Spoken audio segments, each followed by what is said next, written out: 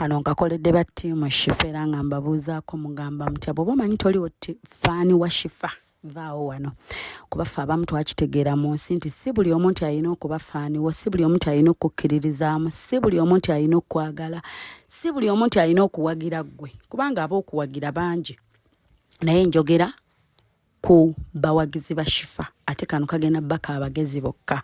So lwakyalumu nga nsinkana this cute brilliant God-fearing boy. Family eno eri so good. Njiyigiddeko bingi mu nnaku entono ze ngisinkanye oba gyembeddeko nayo. Omwana ono Enoka namusisinkana nga 10 August. Era baklanti bange mwenna bwe nakolera nga 10 August. Nkimanyi nakola surprise sat on that day. Nga 10 August 2024. That's when I met Enoka. He approached me era watch to the end ogenda laba videos nga Enoka jajendi on that day nga 10 August sawa zaali 2 mugene mubuuzaawo ku shero y'ebulenga how that boy met me. Najja jendi nga alabye emmotoka yange nga nzizizaayo engoye ku Hosh Fashions ze nali nkoleddemu olunaku olwo Gomez ne party dress n'ebirala bye nali nkozesezza nga mbiziza ku shero ebulenga awo ku kalina waggulu omwana oyo watundira kasooli. Najja jendi bwe nasinkana omwana ono n'ambuulira ensonga ze nanneeyanjulira nannyinnyonnyola. 10 August mulowooza wayiseewo weeks mmeka oba nnaku mmeka. Nannyinnyonnyola nga bulijjo bangi abazze gye ndi. Bino ebintu si bipya. Kyova olaba mbagambye battiimu Shifa mwekka, abawagizi ba Shifa mwekka mu abagenda otegeera bino. Atali muwagizi wange bireke tojja bitegeera. Gwa commentinga nga totegedde bireke tojja bitegeera. Wabula njogera ku kliki yange. It doesn't matter however small it is. Mba respecting era mba valuing. I met this boy. Ne mwagala nnyo. So kye yansaba mukolera oba kye yali yeegomba okukola n'enkiggusa n'enkimukolera. Kati mu ekyo kye yansaba mukolera n'enkikola in 1 or 2 days nesinkana maama we ate nagetinga so attached to them. Nengamba nagenda olanga omwana ono byayogera mukulu nnyo n'omuntu omukulu tasobola reasoninga nga this boy. So nemmanya nti omwana ono afunye ekyokubeera omukulu ku myaka emito 13. Nengamba kati afunye atya ekyokuba omwana nakyaki experiencing ebiseera ebisinga ndabye abantu bangi nnyo wano abakola ebintu ebyenjawulo ebitabasaana because balina age gye baamisinga, balina omukisa ogwo gwe baamisinga ofunako. Nengamba omwana ono ku magezi g'ayina bw'afuna environment ey'okusoma okutuufu ng'abaana abalala because I have many kids. Abamumanyi mumanyi I have over 12 kids. Bemugenda olabako wano kuba nabasinkanya Enoka. I created for him friends. Abajja myaka gye ne mama wa Enoka ne mu creatingira friends abamujja myaka gye. Era bwali basobodde bagamba ali bagamba. Na mu creatingira emikwano mu nsi egy'enjawulo mama Enoka n'afuna ba sister. Mu mboozi ye yagamba teyalina family, talina bantu be. She's just alone. Mama Enoka ne making sure she gets a person gwaita mama, she gets a person gwaita baba, she gets a person gwaita sister, she gets a person abaana abalala abayita Enoka ba brothers. Abantu bangi nnyo bemusinkanyiza nga nange abamu sibasinkanangako. Mbagambye twansinkananga 10 August last month. Kati omuntu omubuuza kiki kyowandisabye Katonda oba kyoyagala nange ndabe nti at least bw'obanga dreams zo ziri 10 at least bwe mba nsobola okukolako 10% mba nyina kyengasse ku nsi eno. Nyongero bajjukiza mu nsi eno si buli omuntu ajja kukutegeera ate si buli omuntu alina okwagala ate si buli omuntu ajja kumanya. Bwe natunulira ne ngamba tukoze tutya Enoka ono abeere mu environment esoma abeere ng'omwana ali nomo. Nalaba nga Enoka ne bwe mba mufunidde I got him a sponsor agenda omuweerera era wano wendi ndi musanyufu nti Enoka agenda kusoma mpaka university unless yalituuka n'agamba I'm fed up nkooyo ebyokusoma maama. But as long as Enoka kyonna kyayagala okuba mu nsi eno with the hope of God kubanga Katonda yakulembera byonna yennyini buyinza this boy ajja kusoma ne bwe ndibawa ne bwe mba sigenda kuba nabo because baliko bakulwanira bakusikirako mugwa, but I'm sure era mwenna abayimiridde nange tuyambe omwana ono. Please don't stop. He's an innocent soul. Omwana omulungi ennyo era byonna bye twamulabamu ajja biba. So bifuuse bingi, ebigambo ebingi nnyo bye batutaddeko. Nze navuddeyo n'enclearinga after those calls. Nabadde nfuna calls ezili weird. Abantu bankubira baŋŋamba Shifa, nalabye ogaba poloti nga tonjogedde ku linnya lyange, naleeta ssente bwe ziti n'enkisirikira. Omulala n'avaayo, nze Shifa, nze mbadde nkola kino. Nze neŋŋamba bali kunteeka mu bintu ebitankwatako. I made a call. I made a video. After those calls, nenyinyonnyola nti nze bannange, abantu abannyambyeko to stand with me, nga nkonkurudinga ekyokufuna poloti ya mama wa Enoka Buloba 25. Nayambibwako a few fans of mine, abala ne bansuubiza, naye ne ngamba wadde abansuubiza tebannaleeta, omuntu osobola odipostinga ku ttaka. Tugeze omuntu oba oyagala ettaka lya miliyoni 10, abamanyi ndi omu ku abo abagulira mu kibanja mpola ekintu n'enkimalayo. Kuba ebiseera ebisinga munnange tweyiya bweyiya n'ogatta wano 1,000, 2,000, 5,000 mutwalo kashi tuba tetumuyina, nonnyonnyola nti kangula ettaka lino nteekeyo zino endala nja zisasula mpola, ate era kisoboka abakimanyi mukimanyi. So siyina kintu kyonna, mbadde siyina bad intention, sibulwangako content because nyina ne benkola show zaabwe n'endwawo ziraga ne babeera nga bali mu kkaya na Shifa olaga ddi, ondaga ddi, n'abeerayo ddi. Kati kitegeeza nze level y'okukolerera content nagivaako dda because nyina n'abaali bazze mbakolere n'enkugamba nti olunaku lw'oyagala ndi fully booked, sijja sobola kukolera. Oba olunaku lw'oyagala ngenda kubawala, you either choose another day oba nkute ogende. Kitegeeza level ya Shifa okukolerera content nagivaako. Level y'okukolerera abantu mu njagale mbuneegula nagivaako. Wabula tukolerera legacy yaffe nti kiki kyendeka emabega wange. Kubanze shares zino zenkola zinjigiriza ensi kyeki. Tosayiga nsi n'ogimalayo, but at least to a certain percentage ntegeddeko omuntu yaani n'ensi kyeki. Baba abaana bange, I have so many beautiful kids. Benagatta kwenoka na feelinge nti mwana emboozi ze nga reasoninga nga muntu mukulu, abeera seba alowooza bibiina oyo gw'olaba, alowooza gula mataka at 13 years. Who does that? Nga n'omuntu omukulu abasinga tumala babuulirira nti munnange omuntu osavinga ogula wa banka, that is Isaac, mutabani wange omukulu. Kati naabo baabo nyina n'abalala nno abatali wano nga baate tubakyaliririra gye bali, but whatsoever Katonda yasinga omumanya. Kati kitegeeza nti wemba nnoonya content singa mbaleetera one by one nenzija nembalaajanira, but it is okay. Temugenda kutujjako laavu y'abantu, temugenda tujjako kwagala bantu, temugenda kutujjako kuyamba wonna omuntu w'oba osobodde naddala nga Katonda akusobozesezza. But I thank God nti bwe nabuuza omukyala nti kiki kye mwandyetaaze omwana ono tusobole omukuubira ku ssomero, because okusinziira obuyambi bwe twali tufuna obugenda okusponsoringa omwana ono in a school that they would love, mu ssomero lye baagala mpaka bwalimalako mu Kisulo.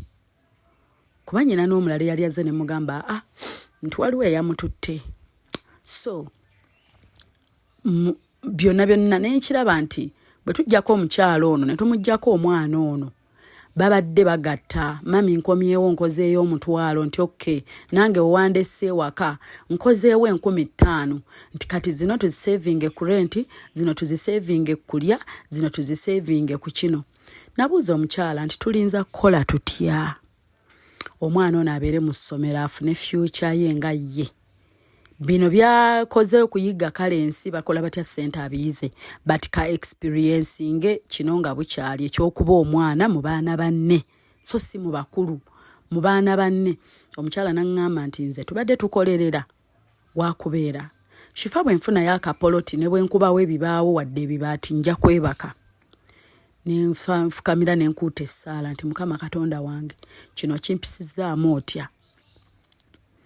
Munnange Katonda nansobozesa. abantu benalina akasinkana cause when I met the lady day one Enoka yali surprising mami we ababiraba mwabiraba era omuntu akati atabiraba era ajja kubuuza ate kati yajja wa sente omu surprising Shifa olimba gwe sijja kunnyonnyola nagambye kano ka bagezi bokka nayawudde ate ka bafaani bange kati we did the surprise we yaggwa the surprise yasooka yatuleading to something else laba omwana bwangamba Shifa nze mu business yange bwe nfuna akagaali mba maze ndina kusonda mu kaboksi osanga Shifa mu myaka 2 ndisobola okugula akagaali gwe wulira plani z'omwana ku myaka 13 mu P5 ndisobola okugula akagaali nsobola otambulizaako kasooli neme kwonoonanga zino 2,200 eza boda ez'obuli lunaku bafaani bange bwe bakiraba naye nga Shifa ne ono katumwe surprise nga bwa surprise ne maama we naye afuna experience ya surprise munange munaku 2-3 nga tetuddayo ate kutwalira Enoka surprise yeyo gye mwalaba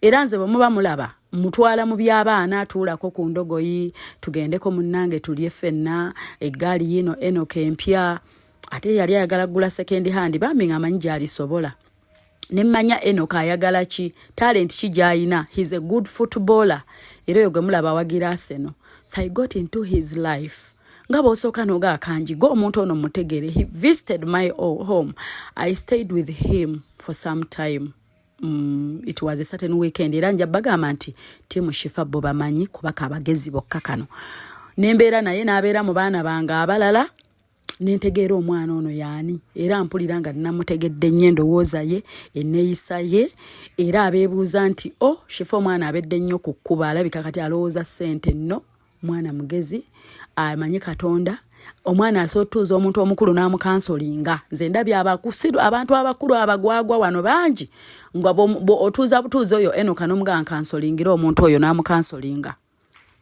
so ono omwana one day ajja kwogezaako abantu obwama he's really bright ate nze njagala Enoka atunule mabega story ye ate naye agikozesa okuyamba abalala eyo baalisanga mu maaso kuba naye alijjukira nti nayambibwako ba stranger me coming to their lives stopping omuntu yenna mulala kubaako kyakola nze I made a video omuntu gye yasazeemu tasobola kunnyonnyola abantu video gye yavudde but yafunyeemu akagenda omufunisa public sympathy ngamba era nnyongero kyogera ekyanyiziza omuntu nti bannange abantu abayimiridde nange ku Enoka mwemanyi n'abansuubiza mwemanyi era abansuubiza nsaba tutuukirize tumaleyo poloti eno kubanga ekyatubangibwako akasente miliyoni nga 3 tugenda batugimazeeyo yes twafuna eri expensive muko because nayagala Enoka asigale mu kitundu wakulidde wabedde okuva obuto bwe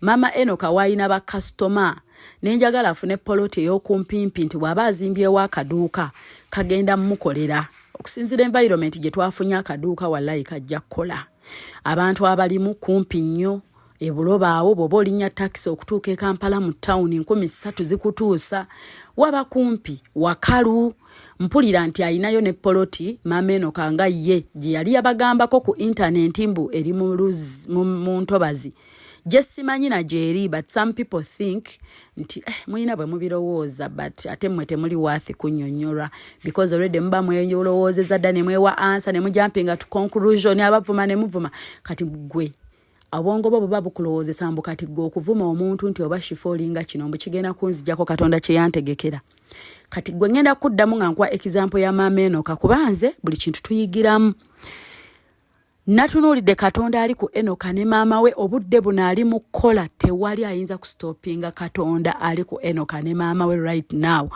nti yakeera n'abaleetera omuntu n'abaako maybe kye yakola laba ate nange bwe nsisinkana omwana nabagambye if you watch this video to the end ogenda kukiraba how I met this boy gwayagala omanyira ojja mmanya otegeere atayagala kutegeera na kumanyira yajja kusigalayo nga tayagala kumanya kubeera ye talimanyira talitegeera bwato bwe yatondebwa but ensi eno ekyo kigimaking okuba beautiful because Katonda bwatyo Katonda omwe yatonda abagezi era yatonda abasiru yatonda abamanyi n'abatamanyi abaagala okuyiga n'abatayagala yiga Katonda waffe bwatyo bwe yakikola ebyo byonna bimaking ensi eno okuba beautiful so abo bonna be mulaba nno those are all my beautiful kids mulinzo lowooza nti banange alabye eno kategwe yesiba kandi munnange content yambula. I have beautiful kids bembeera nabo and bamanyi kyekisinga okunnyumira lwakuba ate abasinga bennina abamanyi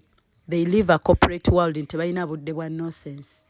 Laba mukama awo yakikola n'atuukiriza ekirooto kyaffe nga tutudde nno mu ddeeri oba lyeddiiro we wagenda obba eddiiro lya Maama Enoka.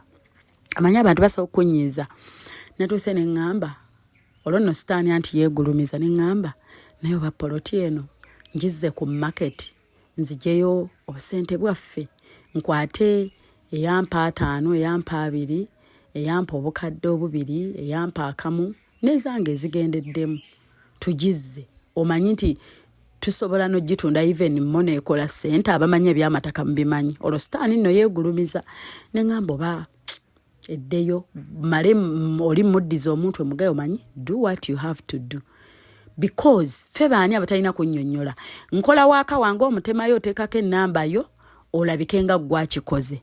Kati ate abantu era kyekyo kye baafuna ne bankubira amasimu essimu etali emu 2 3 mbuuza omukyala nti zino essimu ezinkubirwa ate nga sizitegeera nze abantu bange abampadde mbamanyi.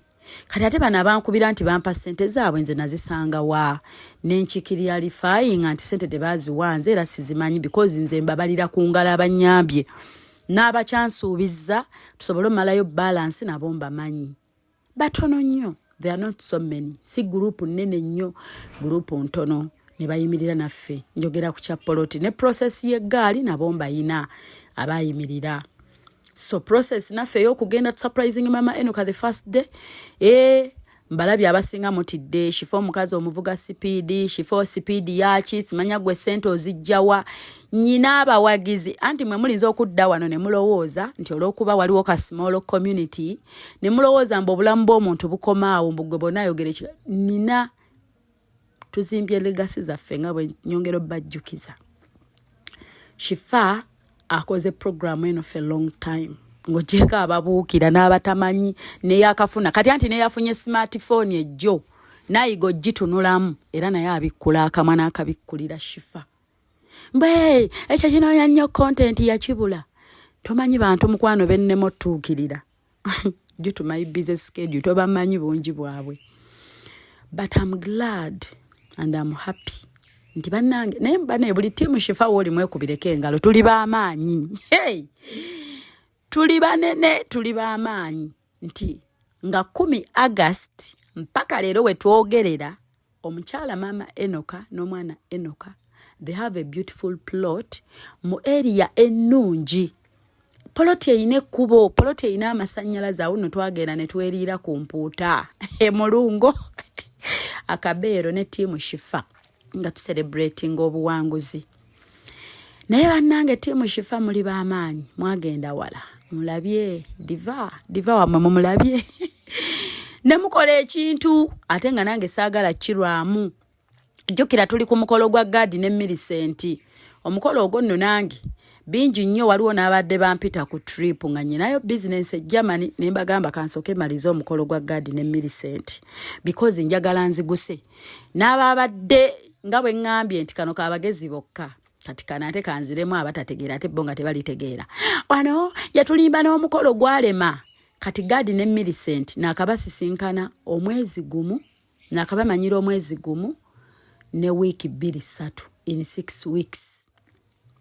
6 weeks era abagezi bokka bye tukoze babirabye ne we tutuuse babirabye abagezi bokka benjogerako bambi omusiru sirika bati njogera ku bagezi bokka bye tukoze tubikoze ate nga nebira bisigala bigenda abaana abali mu masomero tubayina basoma obulamu butambula mwe mutuwe emyaka 5-10 mugenda laba products zaffe from timu Shifa timu wewunyisa omwagalwawo mugenda laba fans of Hope Shifa kye bakoledde ensi eno ng'olwa nti abaana baffe bakuze nga tulina abatuula Z4 tulina abatuula P7 tulina abagenda graduatinga maaso awo mugenda laba ebibala era nti mbuno semanya content kakati kano naye kansoke nkabateereyo kano ko ngenda kabateerayo sigenda kwogereramu kano kankabawe mikwano eno kayafunye ba friends bannange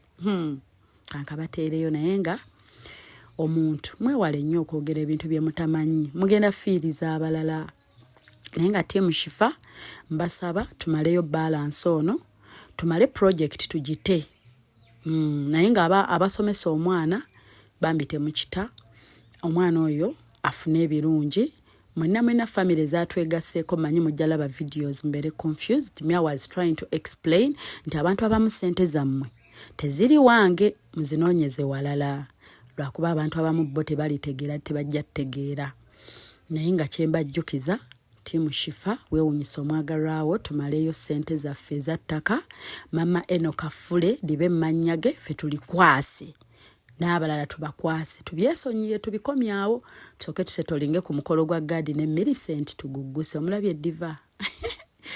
Alright, kambateereyo wano abaana abo bayimbi balungi babebi bange bayimbanga ennyonza kambabawe ate mulabe to the end how I met this boy Enoka gwe bagamba mbu era nalaba ennamba simanya ne munoonya through those people we bagamba mbu namunoonyeza omwana we yajja mwenna mumanyi Hosh Fashion Zebulenga yani era mukimanye mazeewo emyaka emeka Hosh Fashion Zebulenga you know how many years and this boy waakolera kubanga nalabyawo ate yola n'endiga bambuzi ng'ebuuza ng'amusanga omwana ate ng'amunoonya ate bannange mukama omuntu munnange obisanga wano oli okufuna smartphone n'awulira ng'afunye achievement they can say and do anything they feel like ku bantu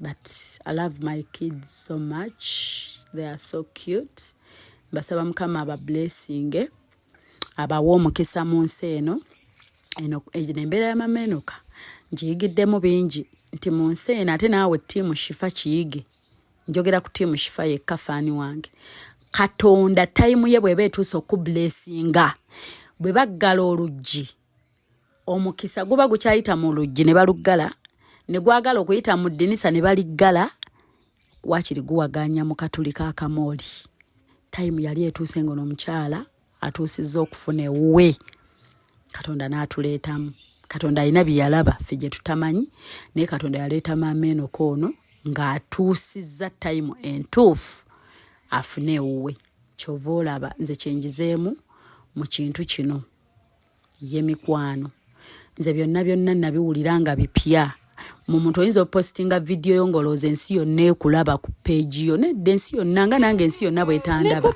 n'abalala tetubalaba nali simanyi. So tumuyimbiremu Pokoloko when he comes back home he will watch the movie. 1 2 3 go.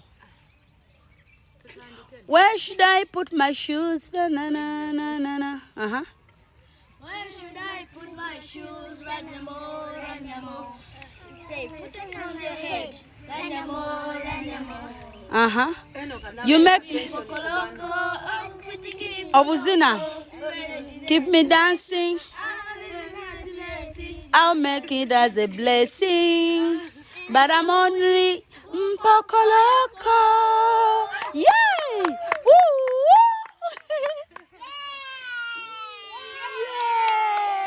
Yes! Muyimbiremu Baby.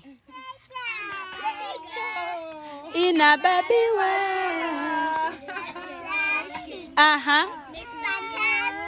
You can and kiss me everywhere. Imagination, that's a silky Asian. Come on, Baby, let's go, Baby. Come on, Baby, let's go, Baby. Come on, Baby, let's go, Baby. Come on, Baby, let's go, Baby. Okay, I'm going to watch Uganda, Andy. Enoka nno musaaliza. Buli omugamba ngenda laba mupiira asaalirwa bitya.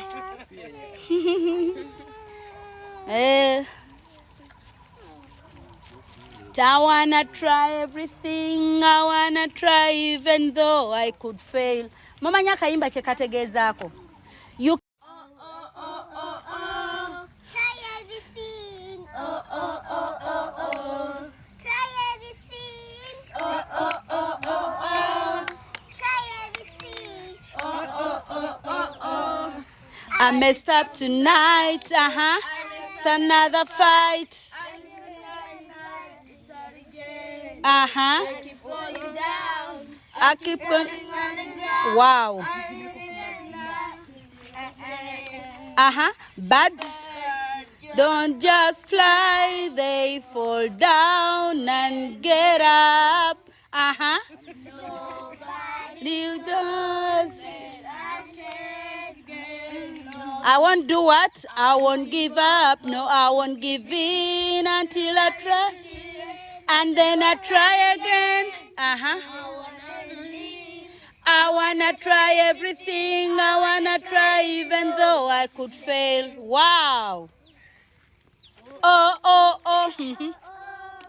Try everything. Try everything.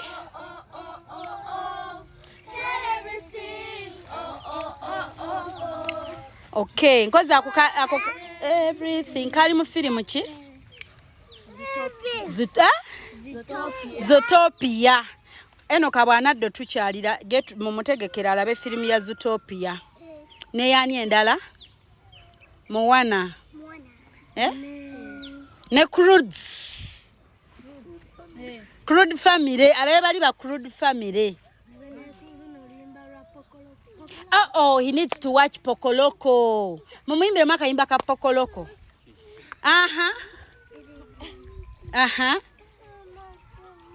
In the dark of night, the stars light up the sky. We see them flying free. They're just like you and me. Everyone lonely sometimes. Kudra dance. You are not alone in the family. Come let's escape this reality. 'Cause you are my safe honey, my guiding light. We are Unity.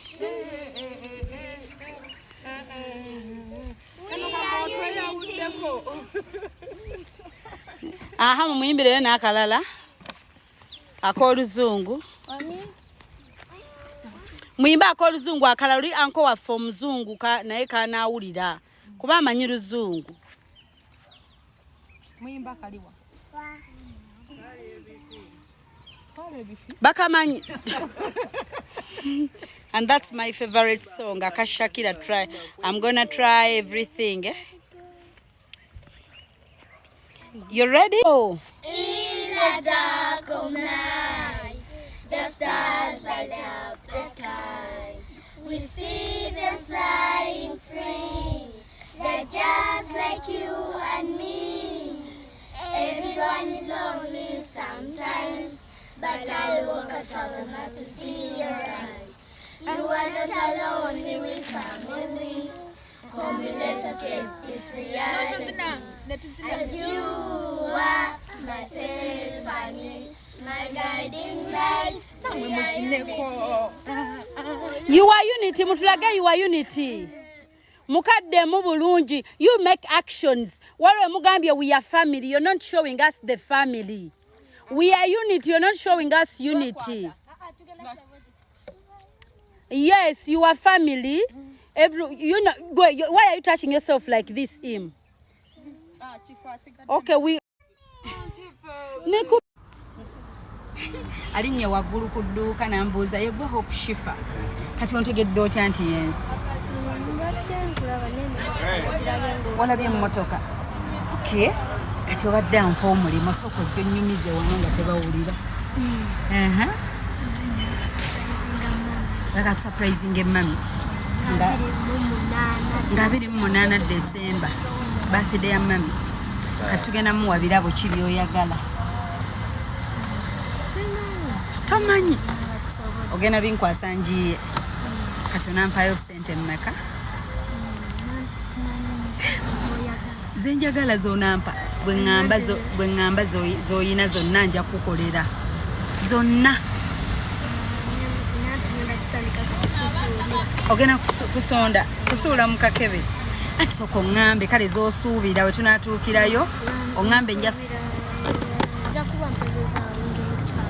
ojja kuba wezeza emitwalo 5 kati kweta mami tugenda musangawa akolera wa egogona ku muzikiti gwa Koloboza otugenda osanga mami kati emitwalo gyaffe 5 kwenjo sasula bano betukola nabo tufuneko keeke n'ekimuli si byeyagala muwe kyekirala kyolabanga bakyoyagala tuwe mami ebyo bimala mami kasatu muwe ekimuli ne keeke kati nkufuna nti olina ennamba y'essimu kuba kati onsanze mu kkubo ate wano ku dduuka nzijjawo lwalumu kati tugenda kwefuna tutya enamba omanya ate ya mami kati bane twefunye tutya simanyi na kumanya kuba twandiwandiise deeti eyo awantu banaye twefunye oba tutya oba ompe kale eya mami nze nja bulijjo mubeera ne mami babiri kati mami birthday ya buli wetuuka nga 28 Desemba ng'ogenda ogulayo kakeeke otera kagula ssente mmeka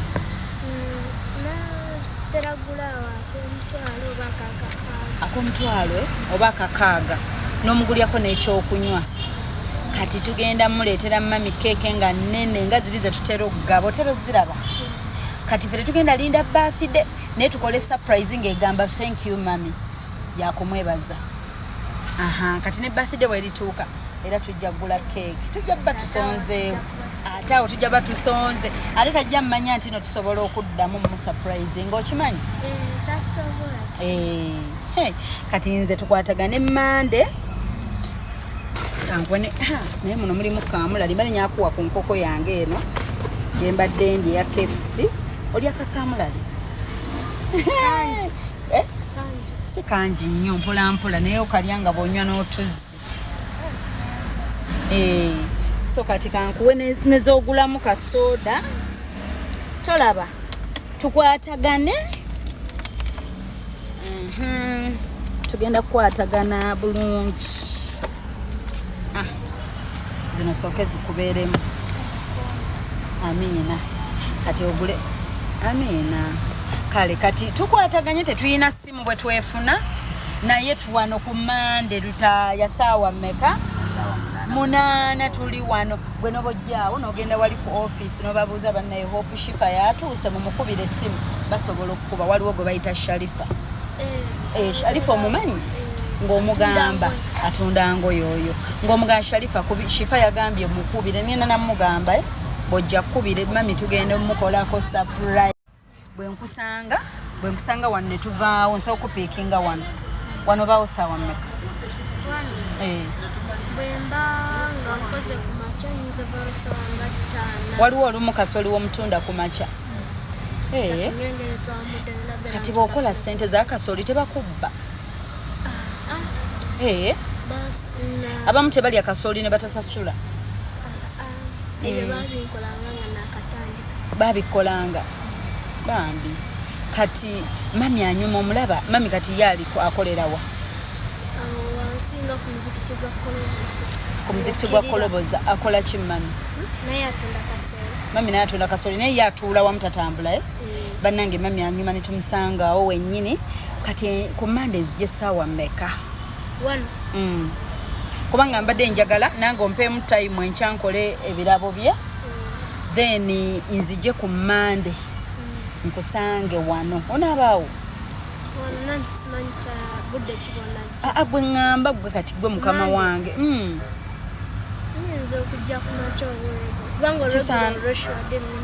olweggulo kati olweggulo otandika saawa mmeka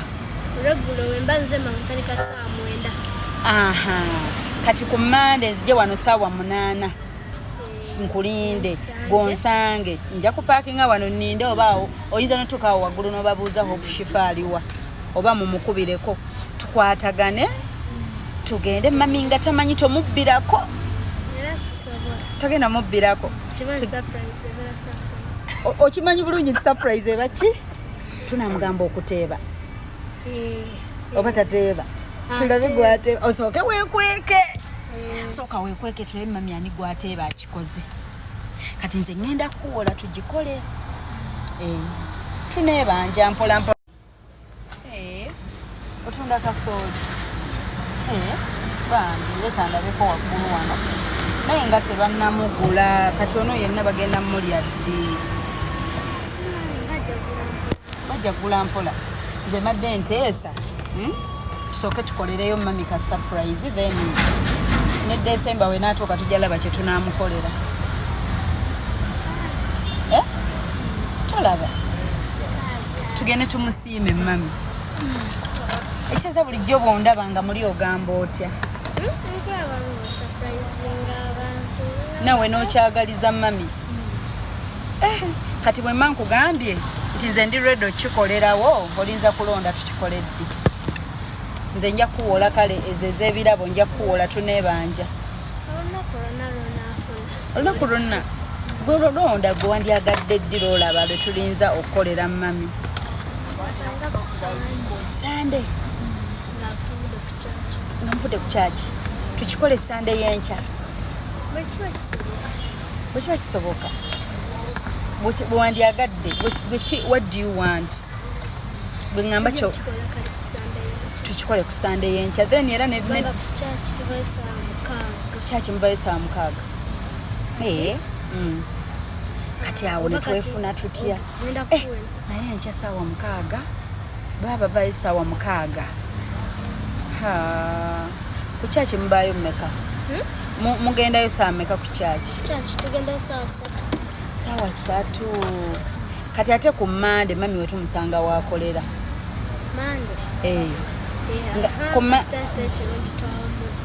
mwalumudde kati ne tubaleka olwe Sande ne lubayitamu kati nange ate onsanze nga Sande nina gyendaga kati ne tukikola kati ffe ababiri nga nze naawe abali mu kutegeka omukolo tulina okumanya engeri gye twefunamu kati nze kandikuwe ompe namba ate eya mami naye oba tumusurprise nga birthday tennatuuka olaba otya gwe wandyagadde otya oyagala tumukolere ku lunaku lwa birthday 28 December gwe lwoyagala osoma mu class ki P5 kati wanozze naani oli kutunda kasooli ali waleeta tulabeko kale geno omuleete omwana ndabye musanze ayambuka waggulu Bosch Fashions aŋambye endabye emmotoka yo nenzija nga nkunoonya ayagala surprisinga mami agenda kusondayo emitwalo 28 aŋambye yayagala 28 December surprise ya mami Sharifa mbadde gamba mukwano gwange soko ojje nkulage mukwano gwange wano bane ono yagyeko ettaala saketaala njagala mma nkwanjuleyo bw'ojja bw'omugamba bugambi kubira Shifa bw'onsookawo nga sinnajja naye nze bwe mba ne mukama wange ebiseera ebisinga nkuuma obudde ono mukwano gwange ate mukama wange agenda tuwa surprise ayodde ayagala surprisinga mami we nga 28 December birthday ya mami naye ne mugamba tusooke tusurprisinge mami ku Mande nga tamanyi naffe no tuli bakirayanti be kati mukwano gwange era bw'ajja nagamba kubira Shifa bwansookawo ku Mande ono ye boss wange aŋŋambye tukoleyo surprise ajja sobola okufunayo kasolo muteka supermarket aba supermarket bakukkiriza kyokka ate olabika bulungi mami yakulabirira abamugulako kati ku Mande ate kati nze client wange tugenda kukolera mami we surprise alina waabeera tugenda kujja nno ebyeddala okikkiriza you trust me bw'otuuka gamba Sharifa kubira Shifa nze ntuuse bwemba sikuumye budde ku Mande tugenda okukola surprise ya mami we agenda kwebaza mami wo mmanyi Sharifa mami wo mmanyi namulabakaawo bambi gwe yambuka bwambusaawo bagambe Shifa Sharifa ye kino ekya kaamulali omumpeereye ku kitalina kaamulali bambi Enoka bakukyusize. Mbadde muwadde ekifi kyange naye nkimuwadde kubanze ndya kamulali. Kati mulimu gwe omusobola. Kati genda ama bakuyiyize. Bye. High five. Kali. Banenza, I'm getting new friends. Mfunye Enoka. Mfune emikwano. Enoka mukwano gwange. Gomanyi omuntu okujja nga Shifa njakuwa mulimo. Antambulidde mpaka ku Hosh Fashions wagula nga Shifa. Njagala kuwa mulimo. Njakuwa mulimo gwa surprising mami wange 28 December. Nate tumanyi bya 28 December bwe binaabo kitegeera. Tetu nze banne oba tomanyi Rwanja kati Enoka. Nze kamuwole 5. Tukole surprise. Era mwetegeke mukama wange mumutegedde wa Mande. Mwami eno. Temuncharginga nnyo kuba mubirabye. Tegedde. Biru mugitegedde kwe tugenda okukolera kati simanyi ezo bato naafuna keeza keke naki. N'ekimuli ne Katonda ajja tuyamba tugende tu surprising mami. Kale mpulire essanyu. The way he came to me with a lot of love. Akola atunda kasooli to survive. Nolaba omuntu omukulu alina emikono n'amagulu nakubira essimu. Shifa saalidde alina emikono n'amagulu. Omwana wuuyo yeekolerera school fees we ne mami we n'akola jja. Nawe n'okyagaliza mami? Surprising mami wange. Okay. Lesa zino gye tugenda. Wetukira byonna mujabira aba byonna ebikola ki? Amutundira wamu. Aba wamu mu kifo kimu yaatuula. Kyola kati ngambe tuba tugenda ali kasooli wetamusangawo ne tugenda ejyayigira ekyalo. Tusooke tukette kasooli. Kubanga wakolera ekyalani kwe kusomera ate wennyini. Kusomera olyo gy'osomera. Ne mami wasomera ekyalaani. Ki ekirala ekisomooza kye wasanga mu mulimo guno? Waliyo neyali ampadde ekicupuli kyali kyamutwala. Kiki? N'atwala kasooli. Nandekera n'ekicupuli ate ne mudiza ne ssente. Ayya. Yatwala kasooli wa 10. N'akulekera ekicupuli. Abantu babi.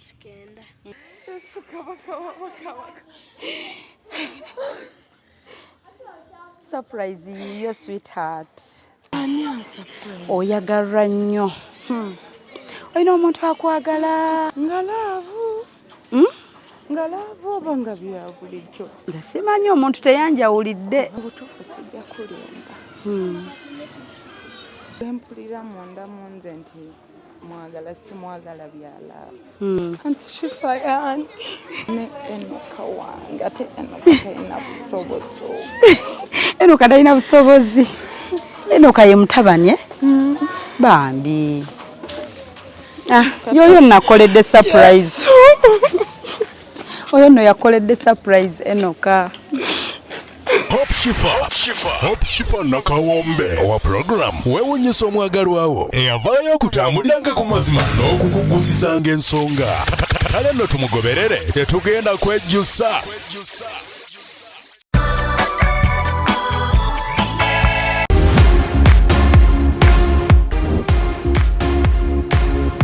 Budde bwakuyiribamu jamu atukutte naye gwe kyoba omanya wonna wooli surprise n'okutuukako kati awo jamu katukutte boda egenda kukolawo.